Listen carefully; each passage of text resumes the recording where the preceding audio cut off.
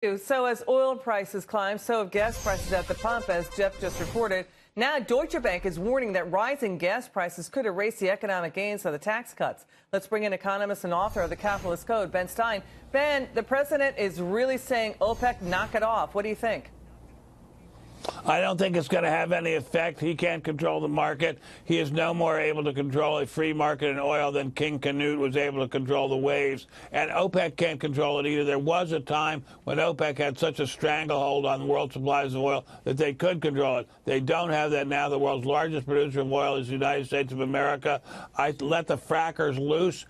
Don't keep them under chains anymore, under restraint anymore, and the price will come down. But don't try to talk it down. Don't try to control it by artificial means. We tried that before you were born in the Nixon administration, and it didn't work very well. And But wait a second, wait. But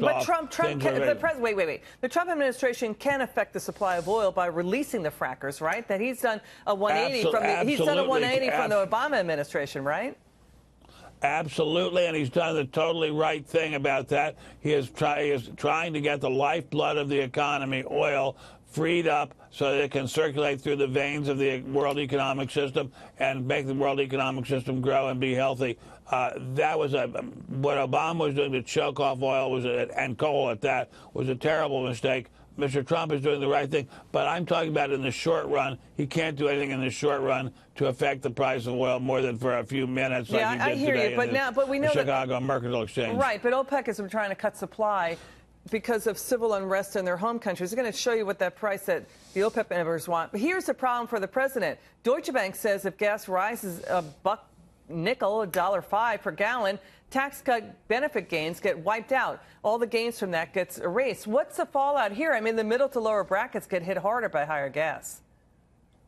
Well, gas prices, gasoline prices are definitely a regressive item. There's no doubt about that. They hurt lower and middle-income people more than rich people. They don't hurt rich people at all. But I don't think that he's going to be able to say, or anyone or any expert is going to be able to say, oh, if you raise prices, it's going to cut off the effects of the tax cut. The effects of the tax cut are years-long things. We're talking about weeks-long, month-long effects of the oil price changes. And also, if I may say this, most of the oil we use in this country comes from the United States of America. It's not being shipped out of the country. It's not being put in bundles and dropped in Colombia, South America. It's being circulated back to Texas and Oklahoma and North Dakota and South Dakota. So it's being recirculated within the U.S. Yeah, you know, here's the thing. Russia's economy is smaller than the state of Texas. That's an amazing stat. Russia's about 1.3 trillion and Texas is 1.7 trillion. Take a look at what Citigroup says the price point each of these countries overseas. Many of them are adversaries. Here's what Citigroup says they need oil to trade at to avoid civil unrest in their borders. Russia needs $90. Saudi Arabia 105. Look at Iran needs 137 per barrel. What do you think? I don't think they can predict that. I must say, I think it's incredibly nervy of Citigroup. They're saying Russia and these guys have an incentive to raise oil prices because they've got gigantic welfare states. They do have an incentive. Everybody has an incentive to market better and make more money. But the idea that somebody at Citigroup can predict the price at which there's not going to be civil unrest is just nonsense. There's no civil unrest in Russia right now. There's very little civil unrest in any of the other countries, too. We're not going to be able to predict that, and we don't know what it's going to be. And even if there were a lot of oil coming out of the ground in these countries, there could still be civil unrest. There are plenty of causes for civil unrest. Wait, hang on. Saudi Arabia is now doing a complete 180 on its own economy because it has a gigantic welfare state. They're saying we can't afford it anymore. They're worried about civil unrest in their borders because they've lived off of oil for too long, and they're trying to change the economy there to more capitalism and entrepreneurialism in there. I totally agree, and they should be doing that. They have lived as a welfare state, sucking off the what we call the bottomless well of oil prices. But that doesn't mean that some guy or gal sitting at the desk at Citigroup can predict the price at which there's going to be civil unrest. All right, it's just and there's not going to be civil unrest. Obviously, all these countries want to have higher oil prices, and good for them. And we want to have higher oil prices in Oklahoma and West Texas too. But the idea that somebody can predict at what point there's going to be civil unrest is very presumptuous. Fair point. Good point. Now let's move on to Nancy Pelosi. She has updated her attack on the tax cuts.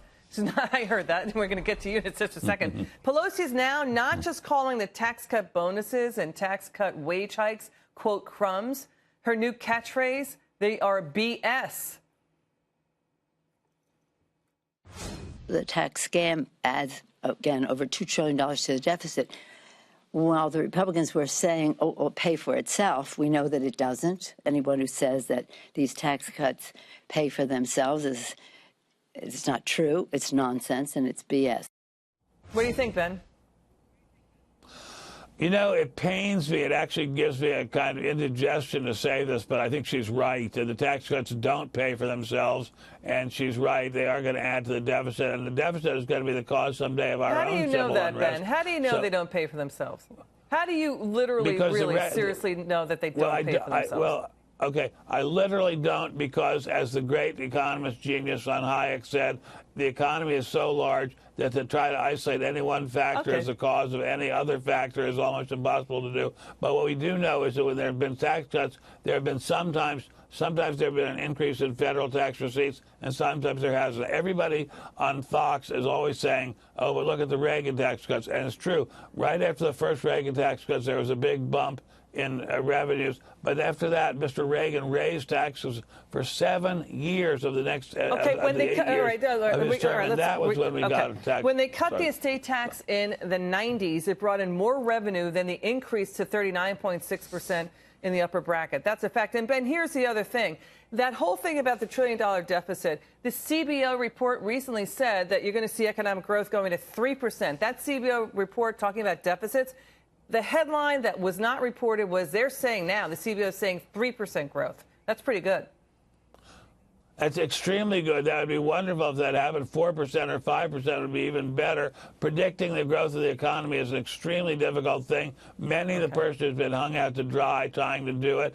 And even if you're the CBO, even if you're the biggest entity in the government, even if you're the biggest Wall Street bank, even if you're the Harvard graduate school in economics, you cannot predict it. And we don't know what effect raising the economic growth rate by 0.5 percentage point or by 0.75 percentage point would do in terms of deficit. What we do know is that we are running enormous deficits that cannot indefinitely be sustained. Yeah, but that's a spending problem. It is not a tax cut problem. It's these guys keep spending. That's the issue. But here's the thing. Liberals like Elizabeth Warren, Bernie Sanders. Wait, hang on. Wait. It is a spending issue, and you know it. Elizabeth Warren, Bernie Sanders, Claire McCaskill, Jackie Rosen, and Joe Manchin, they don't want a full tax cut repeal. Does this mean there's some good in the tax cut? It's our money. And by the way, when Kennedy cut taxes in the 60s, there was an economic boom. And so with Reagan, too. Go ahead. We don't know that first of all, the Kennedy, I was alive during the Kennedy tax cuts, and you weren't, so I remember this better. The Kennedy tax cuts were not actually enacted until after he was dead, so they're not exactly his tax cuts. But he did propose them, that's true. But we were in the midst of a general... but there was in the midst of a general economic boom of a tremendous size, so we don't know if the tax cuts were the effect of that. We've had economic booms and economic depressions with and without taxes. Taxes are not the be-all and end-all of economic cause and effect. Okay, so we should tax you 80%. You'll be happy with an 80% income tax. I'd be happy with an 80% income tax for people who have very, very high incomes. Well, then you should just write a check and not raise everybody else's income. We're going to income taxes.